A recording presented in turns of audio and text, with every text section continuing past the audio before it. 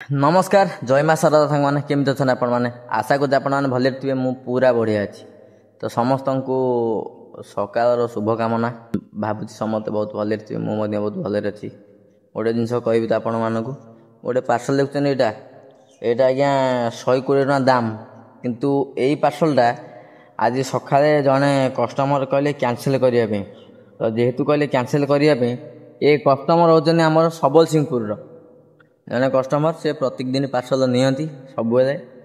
तो यही भिडटा कर कारण है केवल सी मिछ कहते बोली भिडटा मुझे ना मुझे था मु कॉल कली मत सी कहले एक कहले पैसा ना